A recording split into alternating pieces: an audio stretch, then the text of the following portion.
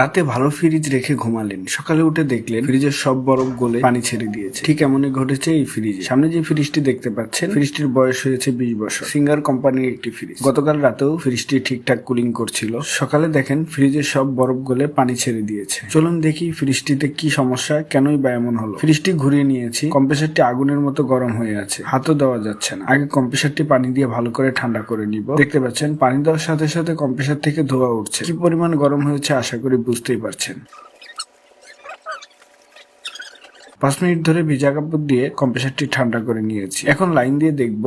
দেখতে পাচ্ছেন 3.9 এম্পিয়ার নিয়ে কম্প্রেসারটি চালু হওয়ার চেষ্টা করছে। স্বাভাবিকের চাইতে অনেক বেশি এম্পিয়ার নিয়ে কম্প্রেসারটি বারবার টিপ করছে। এই সমস্যাগুলি হয়ে থাকে সাধারণত দুইটি কারণে। এক, কম্প্রেসারের ভিতরে কোনো ত্রুটি থাকলে, যেমন কয়েল দুর্বল বা মেকানিক্যাল সাইড খারাপ হলে। 2, কম্প্রেসার স্টার্ট করতে কম্প্রেসারের সাথে রিলে লাগানো থাকে। যদি সেই রিলে খারাপ হয়ে থাকে তাও এমন সমস্যা হবে। আমরা আগে কম্প্রেসারটি মেপে দেখব কম্প্রেসারটি ঠিক আছে কিনা।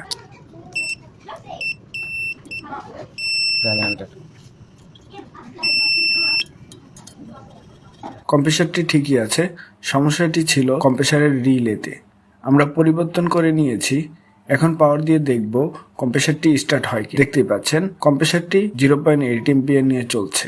5 মিনিট অপেক্ষা করার পর স্ট্যান্ডার পর্যন্ত খুব সুন্দর হিট চলে আসছে। ভিতরের কুলিংটা যদি একটু দেখাই, দেখতেই পাচ্ছেন ফ্রিজের ভিতরে ঠান্ডায় সব সাইড ঘামাচ্ছে। 2 থেকে 3 ঘন্টা চললে ইনশাল্লাহ পুরোপুরি ঠান্ডা চলে আসবে। আমাদের কাজগুলি আপনার কাছে কেমন লাগে অবশ্যই কমেন্ট করে জানাবেন। সকলে ভালো থাকবেন, সুস্থ থাকবেন। দেখা হবে ইনশাল্লাহ নতুন কোনো ভিডিওতে।